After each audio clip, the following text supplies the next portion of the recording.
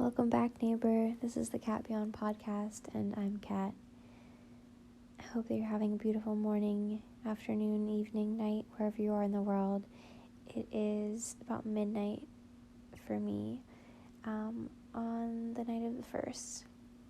October is another highly intricately fabricated month, similar to September, to what I said about September, where it was a bookend kind of month. There was a clear beginning in September of that Earth Trine energy and a clear ending with that Fire Trine energy. Like, things really changed throughout the month. I'm so curious how it went for you, and if what I said about September in that episode, if that ended up resonating for you throughout the month.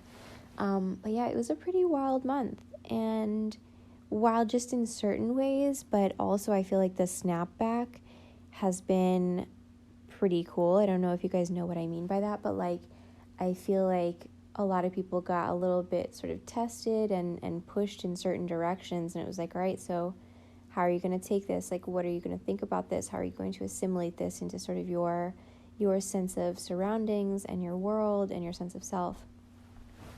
And now in October, we have another set of bookends with these full moons. The full moon in Aries, which happened today, and the full moon in Taurus, which will happen on Halloween. Oh, excuse me, I'm yawning. Let me know if that's contagious through a phone. So, one of the main themes of October, it's a super spooky month. Like, really the spookiest spooky season I've ever seen. It's so intricate. And by the way, the middle of the month is just chock full of like really intense trines and a grand Cardinal Cross for like a day and a half. And like, those are, rare enough by themselves, but all together in just a span of like over like a period of maybe a week or so, really just phenomenal. And like, I'm so tickled at the way that it feels very fabricated. I think you'll notice if you look at the photo of my agenda for the month of October, you'll notice that it's a lot more sparse than the agenda month for September was. And yet October, if anything, has more intense energy. Yeah, honestly, more intense energy than September did. September was big, but October is deeper anyway. I feel like September in some ways was all of that sort of sanitization process that a surgeon does before surgery, where they clean and prep the area for surgery, and then it's like just, preparing you, getting you ready to be ready for the surgery. And then that's pretty much what October is. It's like a psychic surgery month. It's really quite wild the way things have been set up. So let's talk about one theme, alchemy and the creation of something from nothing, the sum being greater than its parts, the first law of thermodynamics being broken, energetically at the very least. So the first law of thermodynamics states that energy can neither be created or destroyed, merely converted or changed. And it's about conservation of energy. And the thing is, I'm having this feeling that October doesn't play by that rule, by that law. October's like, laws? What laws? Nobody follows laws anymore. This world is not operating by the laws of physics anymore. I don't know if anybody has picked up on that or not, but the veil is, as I said previously, so thin, if not totally gone. And like, the hand of the universe is being so obviously shown in so many things. So, okay, what do I mean by the first law of thermodynamics is broken this month? You can create something out of nothing. You don't have to actually pull from somewhere else. Like, the theory with that is like, it sort of creates a vacuum somewhere else. Like, you're moving energy from one place to another. And yes, that flow creates a certain momentum and sort of force flow, like a flow force. But this month, you don't have to take it from anywhere. It can be created. And I think some of that is this sort of like good versus evil thing happening right now, where, for lack of better terms, good and evil, that's what we'll just, if you want to call them light and shadow, whatever you want to call them. But I kind of like the fire and brimstone aspect of calling them good and evil, even though obviously they're not quite that simple or elementary. So evil, if you haven't noticed, has a bit of a team behind it, a bit of money, in that coffer. And the good side could really use a money tree, could really use not having to borrow that money from somebody else. And I'm obviously giving the analogy of money as energy, as a currency. And it's interesting to think of, currency as like a current, like the way the river flows, the way the ocean goes. So this month, if you want to pull energy towards your highest good, as opposed to anything that sort of keeps you in a lower vibration, anything that, and not even just negative, but anything that really holds you back from your potential, from your power, from fulfilling your purpose. And really, especially, I want you to pay attention to your power this month. It's something that, for some of us, we have complicated relationships with power. I think, honestly, most people do.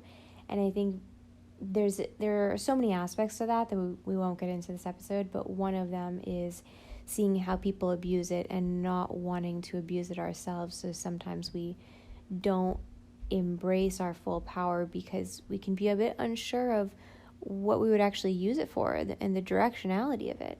And that's a lot of what the Cardinal Cross has to do with this month, is that a Cardinal Cross can be very confusing because it's this like super well of power, but to like 4 different directions to send it in, and you're not quite sure which of them to go. However, let me just like skip to that sort of middle of the month part about the Cardinal Cross. We'll get to the details of it later. But so I would like you to picture with me a globe and you starting at one pole. Just like sort of picture yourself at one pole. And then split yourself into 4 people and, parts of your energy, whatever you want, 4 equal parts. And then send them all in the opposite directions, So, well, I don't think it's counts actually as north, south, east, west. Anyway, my point is send them in, each of the 4 directions. And then where did they end up? They ended up at the other pole, all meeting in the same place again. When you're going around a spherical energy, you actually can utilize sort of that building momentum that you gather as you are sort of having that space to run. So like picture yourself just running in those 4 directions. And then when you meet at that South Pole, you collide into each other. And the force of that creates some really super intense heat, and enough to sort of like melt gold, or like melt you into one cohesive unit, but in a more compacted, more in some ways dense, but I mean that in a good way. Like, again, with the sun being greater than its parts, it's like you, but the sort of creamiest, richest, most luxurious. And I'm not like, don't take this in a superficial, like, I'm not saying get a Chanel bag kind of luxurious. I'm saying this just like being full of the vitality of life and light and power and fire and water, like every element at your disposal, just being full of it, having like infinite resources at your disposal. That's what a Cardinal Cross does if you channel it right. And luckily, we have something right before that I'll get to in a little bit that should help you understand how to send that directionality out in order to come out with that collided version of you. I also want to be really transparent and say that similar to the Libra season episode where I said that I wanted to do that episode in like an overly calm state. I felt the need to do this episode in kind of like a somewhat sleepy state, because otherwise I just know that I would end up talking about October for like 4 hours or more.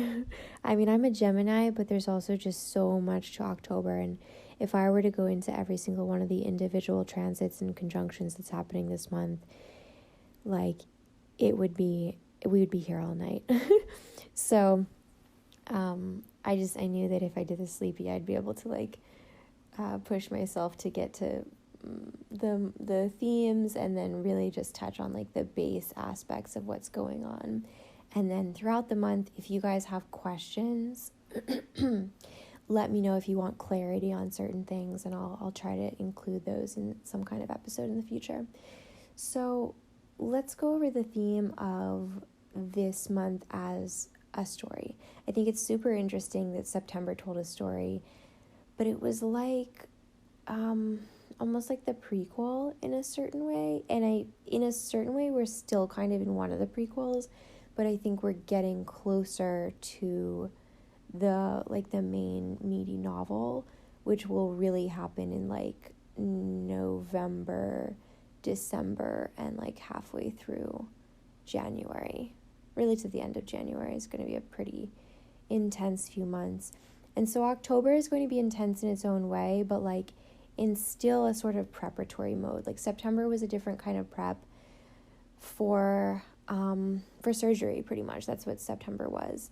And you can kind of see this where this month, starting off with the full moon in Aries conjunct Chiron, you might have read my tweet about this, but gosh, I can't believe I just used the word tweet. I'm completely pretty new to Twitter, and only just because it provides such a good format for these sort of like daily horoscope reads. So anyway, in a message on Twitter, I was saying that Chiron is the archetype of the wounded healer, and the moon, and Chiron being in Aries, it's been there since April 2018. It retrograded back into Pisces briefly from like fall of 2018 to spring of 2019, and then has been back in Aries ever since. And it deals a lot with ego strength versus ego weakness, or ego sickness, you could call it. And I can't go down that rabbit hole again. I could be here all night. But let's just say that Chiron in Aries is encouraging us to cut out, like surgically remove anything that is hindering our power and us being empowered and in our power. Because Aries, as this sign of a warrior, it has to be strong in order to fight, not just for itself, but really for others. In order to be a good soldier, a good warrior, it has to have cleared away all of the blockages against its own courage, bravery, pride, confidence, strength of heart, strength of character, sense of self.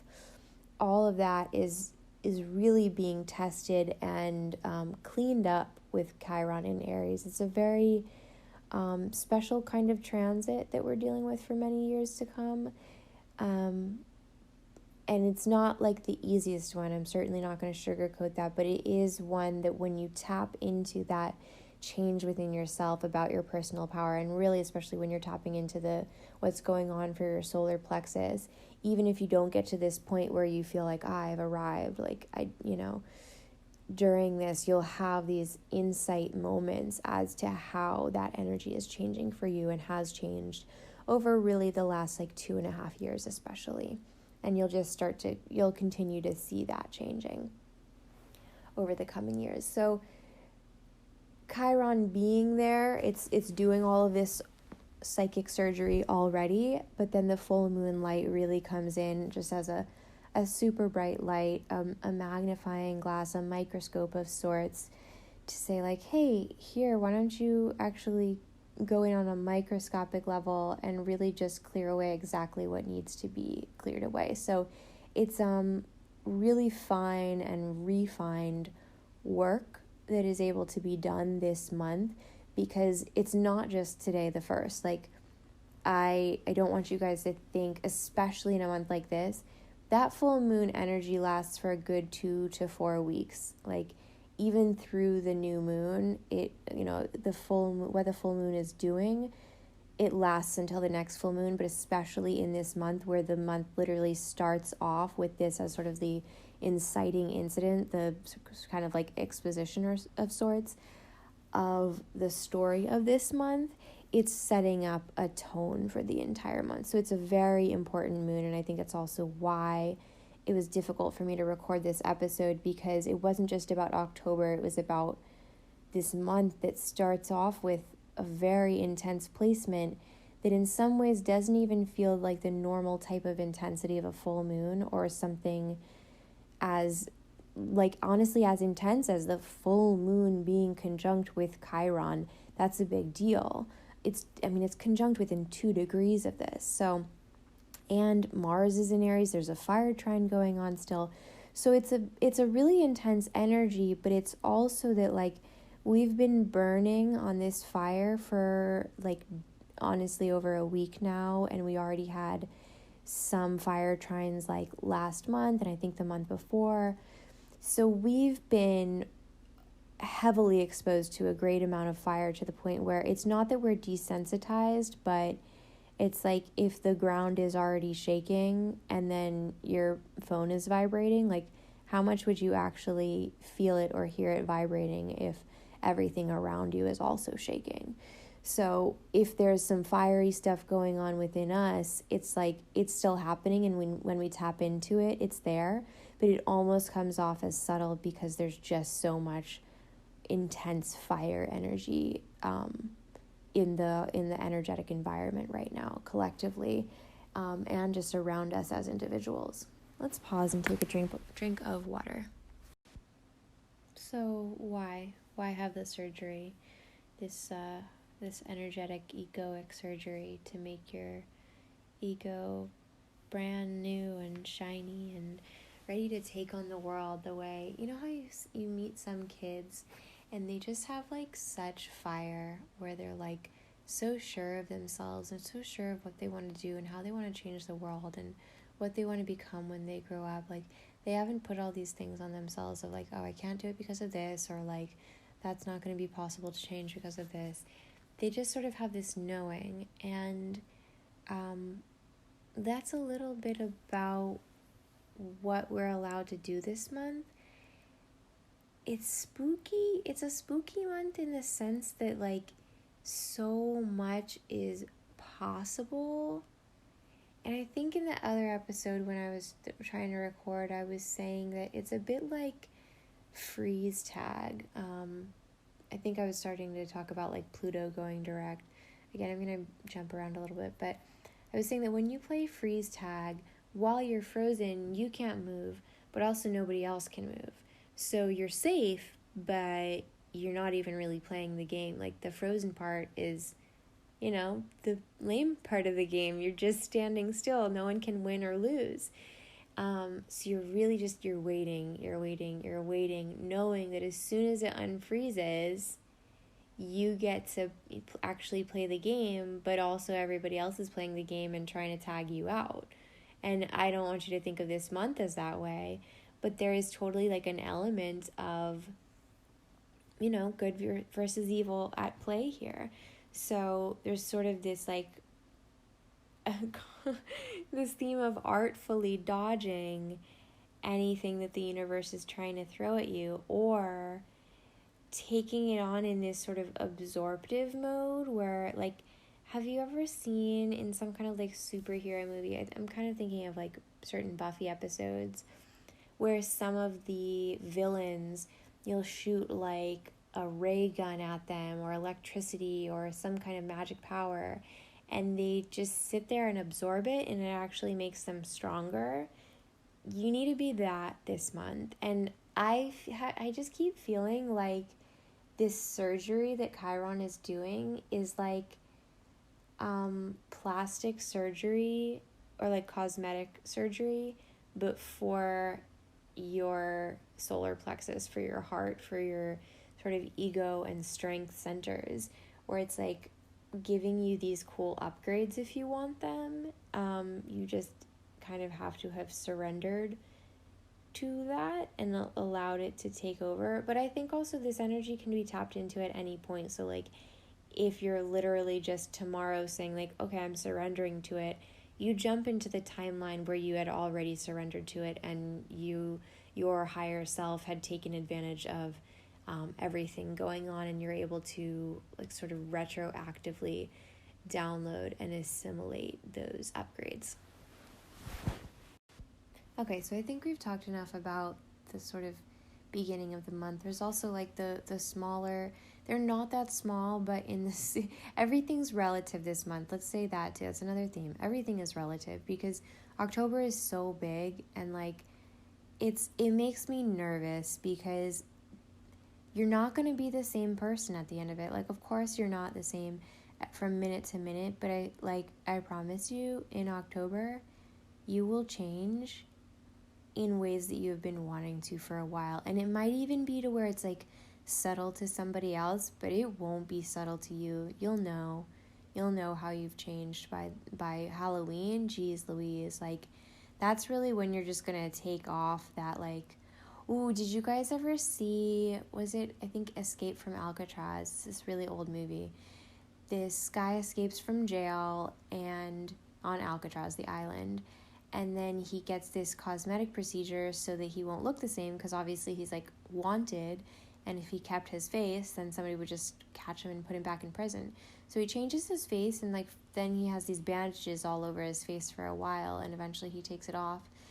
And I feel like Halloween, like this month, is in a certain way like that bandage being on, but not in the sense of us not being able to see, but almost like we won't totally understand what we're going to look like when we take the wrappings off at the very end of the month. Like we'll be sort of like feeling it throughout the month, but when Halloween hits, it's like all masks come off and we see what's been happening underneath.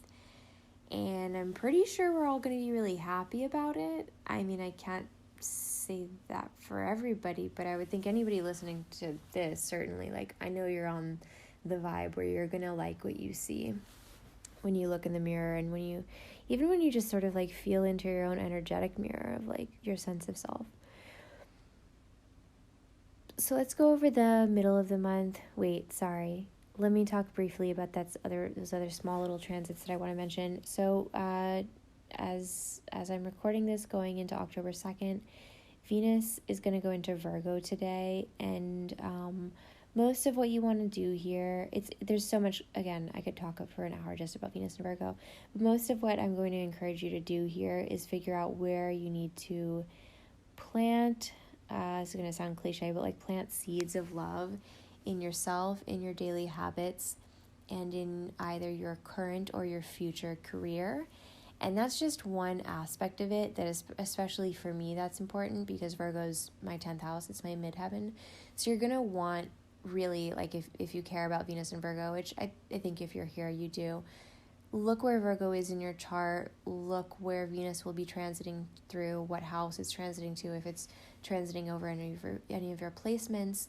And also look to your 6th house, anything that's in there and anything that is represented there, because any time that there is a transit of any kind, you want to look at where that transit is happening in your chart, and then where the ruler of that sort of transit is in your chart. So Virgo rules the 6th house in anybody's chart, so you're going to get some Venusian sort of bonus energy on your 6th house, which is wonderful.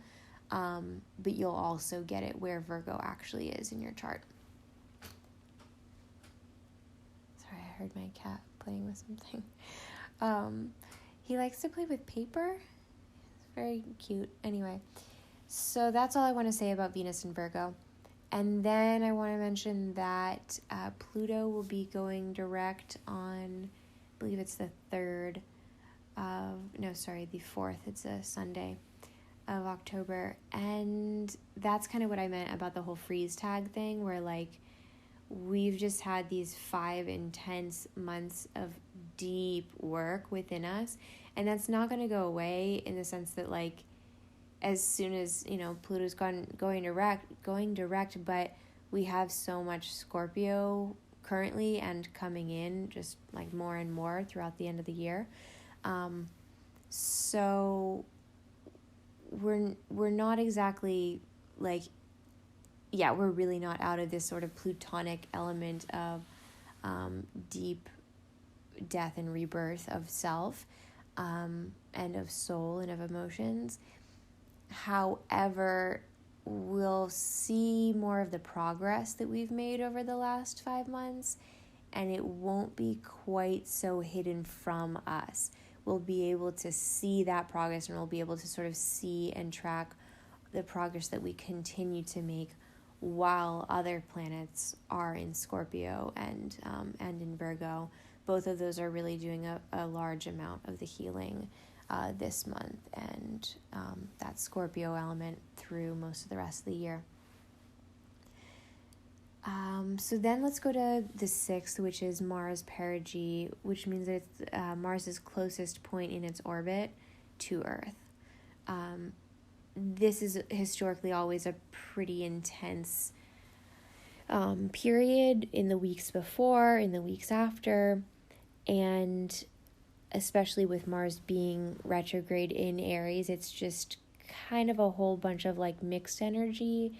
It's sort of this like ADD, strange energy, not quite sure where to put, like it has so much energy to give, but not quite sure like how to give it while like walking forward, because it's kind of walking backwards. So I'm hoping that this Mars Perigee will be a little bit milder than some ones have been historically, but it also like can result in confusion for some people. However, like I would say that Mars Perigee it causes a lot of heat historically, and we all already have so much fire happening, and anyway, and it, like again, it's happening in a month that's set off with an Aries full moon, so very interesting stuff. But on the 6th also, the moon will go into Gemini, which is where the North Node is. So even though this isn't an ecliptic month, so like we're not having an eclipse during this transit of the moon through Gemini, any period throughout from like this summer all the way to January 2022, anytime the moon is in Gemini, we're getting a dose of North Node course correcting energy, because it's essentially a North Star. Hold on, I have to do something. So I just had to pause to go do something gross that I'm going to share with you guys because it's somehow strangely relevant. So I heard my cat make like a really small, again, sorry if you're like easily grossed out, I don't know, skip the next like minute or so. Anyway, I heard like a throw up noise from my cat, like a really mild one where I was like, did he just throw up? And I was hoping that it wasn't on my rug because that's so hard to clean. And I went over and he threw up on my agenda, which, believe it or not, I haven't been looking at this whole time because I wasn't near it. So he threw up on the agenda, which is on my rug, but he literally threw up on the Halloween day. And to me, I'm like, he didn't throw up very much. It was like a tiny bit. I'm switching his food. I know this isn't relevant to the podcast, but like, I really just want to have a conversation with you. So this is what's happening while we're having a conversation. This really is like, if you were my friend and you were calling me to talk about astrology late at night, this is exactly the conversation we would have. So anyway, he threw up on Halloween. So I'm wondering if I'm going to need to like cut that part out of my agenda. 'Cause like, even though I cleaned it up and it cleaned up well, that's so gross. So I have to like cut Halloween out of my agenda. I don't understand. It's so weird. Is that not weird? What does that mean symbolically? I don't know. Let's keep going. Oh my gosh. Okay. Let's keep going. By the way, I X-Acto knifed out that small section that he threw up on. It was really like a not even 2 by 2 inch section of a paper. So in case you were worried about my agenda, don't. And in case you're worried about my cat, that never happens, and it's only because he's switching food. Let's carry on with Gemini North Node time. So the 6th, 7th, and 8th, the moon is in Gemini. It functions as a sort of North Star guiding point to allow you to course correct and get a sense of positive, correct momentum forward. Like if you were lost in the woods or on the ocean or something and you just kept going in circles, like you had a ton of fuel, but you just kept going in circles, right? Like you're not going to get anywhere. So that's some of what's going on right now is like we all have a ton of fuel, but we're a little bit disoriented. So anytime that you're feeling that way, really tap in when the moon is in Gemini, because it's going to allow you to do some sort of deep inner redirecting and rebalancing of your perception and your sort of context of yourself in time and space, and then from there where you want to move forward. And since we have so many planets going direct other than Mars, and soon Mercury will be retrograde, but other than that, we have so many planets being direct that have been retrograde for so many months, most of the last summer. So that directly precedes this grand Cardinal Cross, which is going to be for about a 16-hour period from like late on the 9th to early on the 10th. I don't want to get too much into this because, again, I'll talk for an hour. But what I said about the grand Cardinal Cross earlier is about, you going from one point and then splitting yourself into 4 and then coming back into yourself at the other pole. You're going to be a different person throughout that, and at the end of it, it's like that's sort of what I said about the sum being greater than its parts, where like you split yourself into 4, but somehow that sort of gathered momentum, gathered fire along the way means that when you combine your essences, your elements again at the end, you'll be something new entirely, a bit reborn like a scorpionic phoenix. So also on the 9th, we have a grand water trine, which is a highly emotional, highly intuitive, and psychic aspect. Anytime that we've ever had a water trine, what I notice is that anything not being said is still being heard, and anything sort of thought about is closer to being real than it is to just staying in the mind without you having to do as much. So it's really wonderful for manifesting, especially if you've used the 3 days prior to get very, very clear on where you're directing your energy. Then you might find that this water trine is able to be a lot more productive than it could be destructive, which water trines usually aren't, but sometimes they can just be so overly emotional that they can like throw us off course. But again, when you're aware of these things, it's just like so much easier to use them for good. And also where if you start to feel like something doesn't feel right, you can either course correct or accept that temporary discomfort is a part of this larger overall pattern of movement towards what is right. So you'll just kind of have to discern in that what it is for you. Let's then go on to right after we have that. Again, this is all like right in a row. There's like no real breaks from anything. It's like we go right from Mars Perigee to Moon in Gemini to Grand Water Trine, and then into Grand Cardinal Cross for a day and a half, and then right into 4 days of Earth Trine, and this will be the last Earth Trine for the rest of the year. And we talked about Earth Trines in the September episode, so I don't want to go too much into this, but it's a different Earth Trine energy because Venus is in the mix right now. Venus and Virgo will be playing a part in this Earth trine energy. So it's like a lot of the stuff that we might have used the Earth trine for last month, it was a bit more cerebral and logical, versus Venus in Virgo has this element of the heart, Venus, communicating with the higher analytical mind, which is Virgo. So given that we're having that increase in communication, and then during this Earth trine, towards the end of this period of 4 days, on the 14th, we have not only the moon conjunct Venus in Virgo, but the moon in Virgo becomes a part of this really cool Earth trine. So it's not just Venus in it. And that's, I mean, it's going to be so different for everybody and how it's aspecting things in your chart.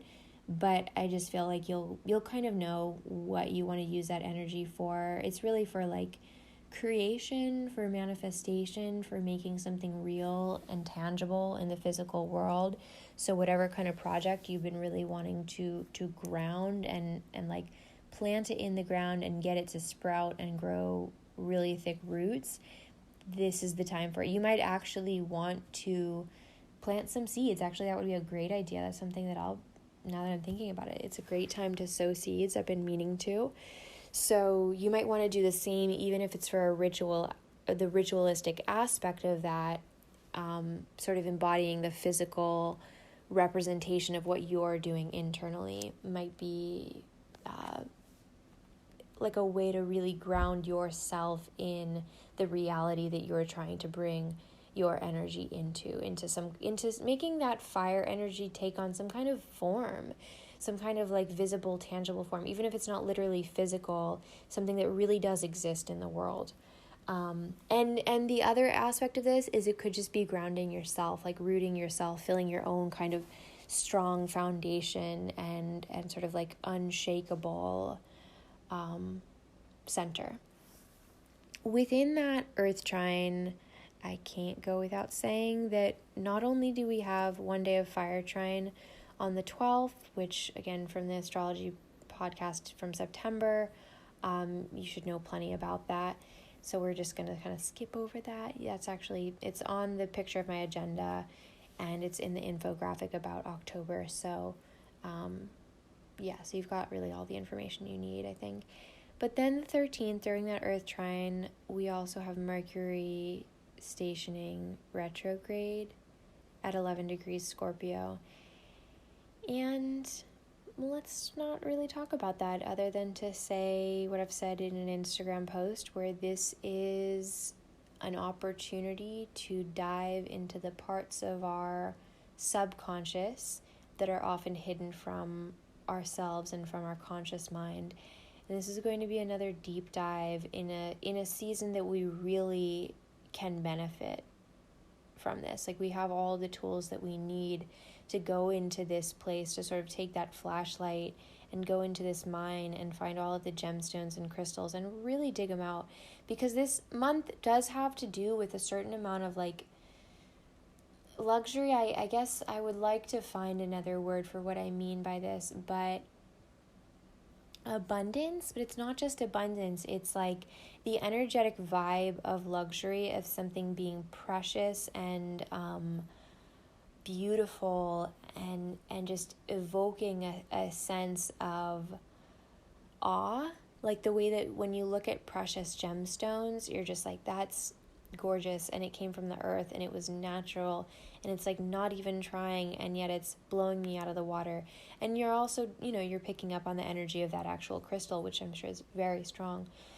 So we have lots of tools, is what I'm saying. Let's go on to the new moon in Libra on the 16th. This is a very special new moon. Again, every moon aspect in this month is really intense. It's why I felt the need to bring up when the moon is conjunct Venus, because the moon is just such an active player. It's like not necessarily the star of the show, but it's like, because you're the star of the show, But it's like that helper who really gets you started, who pushes you in the direction and kind of sees you through the whole way and checks in with you and like makes sure that everything is going according to plan.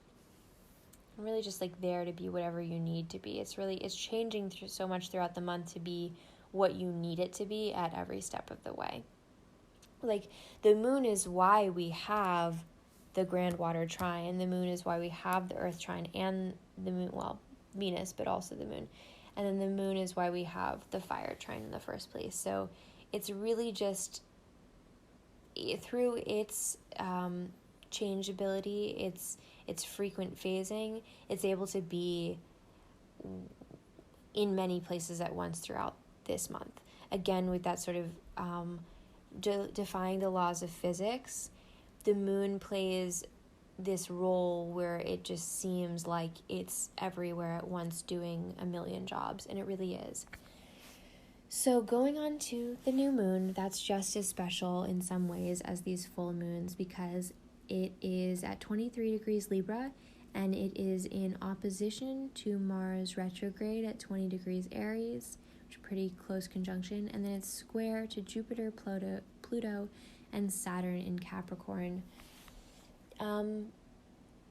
This really plays back to the Cardinal Cross that will take place the week before it, and it's kind of going to be this check-in point. It's going to be minus Cancer and plus a Libra aspect, but it's really going to be checking in with you and saying like, okay, how did you do with that sort of combining? And then like, all right, let's go a little bit more towards this Libran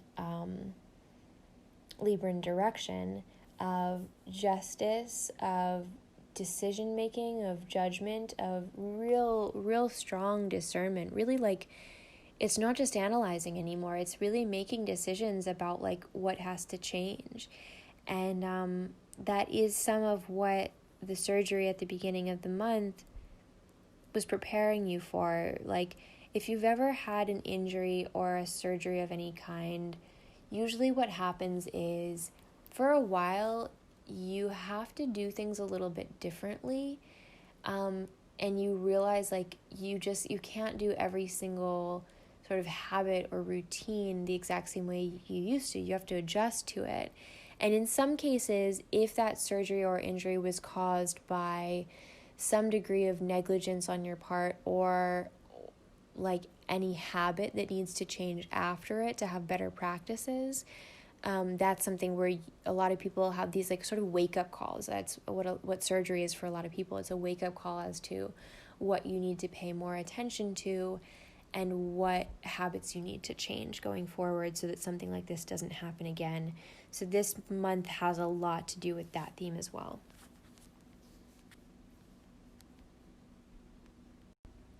I also want to make a note that the Libra energy this month, that Venusian element of Libra coming through, having to do with art and beauty and creativity and a certain amount of simplicity meets eccentricity that I think Libras are usually so perfect at towing the line between. There's going to be a lot of questions about that because we're in Libra season. We're going to have the new moon in Libra, and so heavily aspected where everything's kind of pointing to it.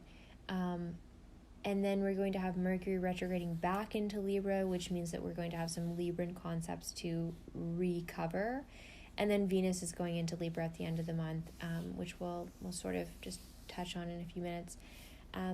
So let's move on from the new moon. That's going to be something that like the specifics of that energy will probably be revealed closer to that, but I'm quite excited about the opportunities that are going to be held that day. So the 17th, the moon is conjunct Mercury in Scorpio, retrograde, and then that's all I have to say about that. Then the next thing in terms of like a big aspect going on is that on the 22nd, the sun goes into Scorpio. So we sort of have this almost a week pretty much between the new moon in Libra and the sun going into Scorpio with very little there's no real like strong transits. There will definitely be aspects, but there's nothing sort of like brand new within that week. And so it gives us some space to fully integrate that super Libra moon energy before we then transition into Scorpio season, which is one of the biggest doozies of the year because it's pretty much killing off the part of us that needs to go and rebirthing the part of us that needs to be front and center and needs to take power, which we'll talk about more in a Scorpio episode specifically. Let's jump to the 25th, where the sun will be conjunct Mercury. Mercury will be retrograde at 2 degrees Scorpio. And that's just usually, like, anytime something aspects Mercury, especially when it's the sun or the moon, it has to do with light shining on consciousness and thought. And the sun shining on Mercury retrograde in Scorpio it's a bright light to shine on the subconscious, pretty much. Let's jump to the 27th. Venus will go into Libra the same day that Mercury retrogrades backwards into Libra. So they're on the same day, and this, like, can't make this stuff up. That happens within 8 minutes of each other. I didn't put that on the infographic, but Mercury goes into Libra, and 7 or 8 minutes later, Venus goes into Libra. But they're at opposite ends of Libra, so you could also see them as like a fractal, like a smaller fractal of the way that the moon bookends on the 1st and the 31st in terms of full moons. You can see that even just on the 27th, Libra is having that bookends where Venus is at the very beginning of it and Mercury retrograde is the very end. And just please let me know if you want me to touch more on that. I think it's an important aspect, but I'm curious if you guys want to know a little bit more about what that'll entail. And we can talk about that later on in the month if you guys ask me to.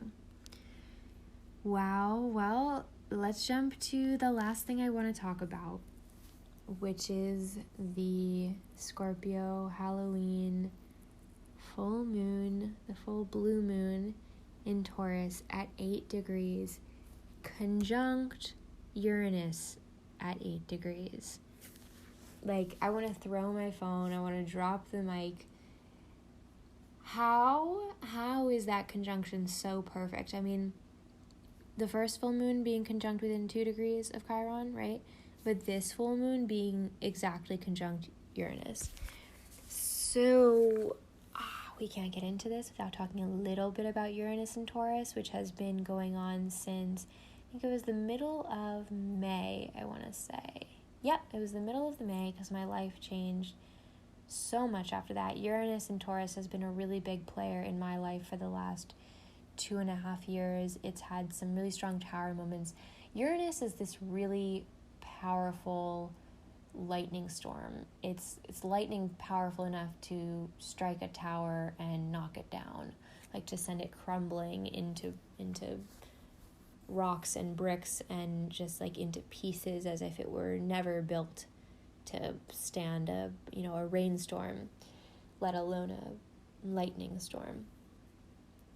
So, I mean, that gives you a little bit of clues into what this full moon is going to be like, but Uranus and Taurus is a shock to the way that we move, the way that we live, the way that we eat our food, the way we carry on our traditions, the way we have our sense of home and family and community, and the way also that we make money, the way that we depend on money and currency and income, and not so much the way we budget it, but the ways that we don't budget it. So it's a big shock to that sort of entire archetype, everything that Taurus represents. And we're having this transit for quite a while. But this full moon being exact, I believe that because Uranus is this planet of great change, like the shock is purposely to destroy or sort of disrupt something to say, like, should this be different? And if not, then just be very aware of exactly what's going on right now. It's like, you know how a lightning storm, the lightning strikes and it spreads, and for that split second, it's not nighttime anymore. It's as bright as day. My brother has taken these really cool photographs during lightning storms where, like, he's in sort of like a high rise, and he takes these pictures, and when it's lit up, like, the entire city looks like it's daytime, and it looks so crazy. But that's kind of what these moments are. What Uranus does is, like, anywhere that it might even be a little bit dark or murky, it comes in with this lightning and gives you just enough of a flash to get kind of an idea of where everything is. But then the full moon there is like, well, we don't just have to have a lightning storm there. We can actually have the light of the full moon, and a full blue moon, no less, to shine all over every little dark part of this. I think that's all I want to say about that. I'm excited to see how my opinion of that moon changes. It's one of those things that I don't want to plan too much for. I don't want to predict it too hard. I don't want to put it in a box, because Uranus is like the opposite of that. Uranus is ruled by Aquarius. There's no putting Aquarius into like some confined space. It'll just break out. Like, it'll find a way to like pop that seal and get out. It's just not going to stay where you put it. And Uranus is that same thing, where it's like, if you try to contain me, I'll just like electrocute the thing until it shatters. So I'm excited about that moon. That's really as much as I want to say. It's possible. If you guys, I really would love feedback, most of all from you guys, because I want to know, what more do you want me to talk about? What do you want me to focus on? Do you want me to talk more about moons? Or do you like this more general astrology, or do you want both? So I'd like to wrap it up now. I'm going to chill out and go to bed and get ready to enjoy Venus and Virgo tomorrow. I'm actually pretty excited for it. We haven't had Virgo energy in over a solid week, and that strange relationship that I have with Virgo energy, where as much as I completely adore it and feel like it's honestly my favorite sign, it can get really intense. But then as soon as it goes, I completely miss it, and I'm like, come back. So I'm pretty excited for Venus and Virgo, and really what it's going to bring for my life and my midheaven, and how it's going to change me. It's a very interesting time, and I'm curious how it'll affect everybody else. I think that everybody could use, I think Virgo could use a dose of Venus all up in it, and I think that we could all use this dose of like the very interesting dance that is Venus and Virgo together. So yeah, I'm going to wrap this up. Thank you so much for listening. If you enjoyed this podcast, I would like to let you know that if you feel called to donate so that I can keep doing these podcasts and bring you potentially more of them and more subject matter, my Venmo is at CatBeyond, or you can DM me for my PayPal. Anything like that is completely welcome. And if you don't feel comfortable donating or don't feel called, then please feel free to just give me feedback. Anything you can do to share this podcast with anybody that you think would enjoy it is super helpful to me. And as I said, really just giving me any kind of feedback that you have about this, whether it's positive or negative, or, just a question or a comment. I really look forward to this being a certain kind of dialogue between us. And I'm just always so curious how what I discuss and the energy that I'm picking up on, how that resonates with you guys, and if you felt the same thing, or like if it's clarified or changed anything for you. So I hope that you have an absolutely incredible, transformative, beautiful, inspiring month of October. I know that for me, there's already a bunch of things that are lined up that are going to be quite inspiring, and there's some things that I know have to happen this month that are going to be uncomfortable and difficult in their own way. But again, seeing the month as a whole, I know it's for the best, and I'm excited to see how these things play out. I hope that you continue having a beautiful morning, afternoon, night, wherever you are in the world. I hope that you take care of yourself and consider your most luminous self hugged. Take care. Bye. I want you guys to hear the rain right now.